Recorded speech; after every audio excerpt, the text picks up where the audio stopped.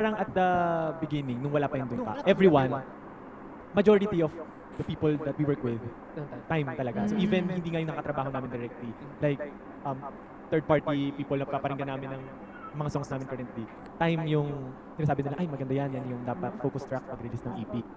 First time na pare-pares kami na na-feel namin na hindi si time yung focus track. Kahit parang So what I'm getting listening to Justin, time was written, but they only wanted to release the whole team. Onesie team wanted to release only time, but I think they had no plan for Dunka. Then SB19 said that we have to release Dunka MV as well. That's what I'm getting listening to. Yeah. Technical na yung usapan, marketing, strategic, music labels, This video is a bit fast forwarded. mga partners, sinasabi time kasi ganito. Pero pag ina-explain na sa amin, yes, tama kayo, time. Pero hindi namin nararamdaman. Puso nyo hindi yun. Oo, parang ganun. So, Pero hindi, not to say na hindi mo Kasi hindi namin gusto. Favorite namin sobrang eh. ganda Not talaga to say na sa- mali rin yung decision nung It's quite interesting, because Time and Dunka, totally two different songs, two different vibes, Yeah. parang hindi lang talaga namin siya na-feel as focus track.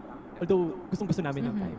And napahaba sobrang discussion namin. Siyempre, the marketing team, kailangan nilang mapag-desisyonan as early as we can to makalatag sila ng plano for the release, yung rollout, ganyan.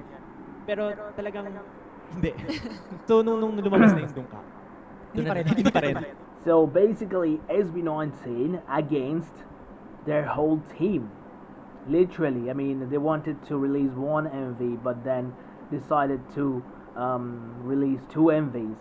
And they did it on the same day, so... Parang in a way, pwede na. Ito na yung pwedeng natin panlaban, pero not really, parang, ito na nga, hindi siya ganun. Parang, okay, better to than time. Parang mas ganun yung sa loob namin. Tapos one time nung nagmi-meeting kami, kung kailangan na talaga siyang ma-finalize. So bring out ng kuya ko, what if sabay? Tapos lahat naman, hindi nag-approve. Pero ako tsaka si Pablo, parang naano kami, Parang epiphany siya. yun na yun.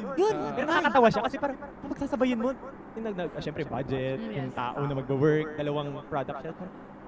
Chucks, pero, kasi sabi ko, baka yun na yun, ito na yung... I mean, this is what happens when you manage, when members manage, because they know what 18 think, what 18 want, and they want to work hard, and that's the reason why they released two MVs, and it's crazy. This is so cool. Love it.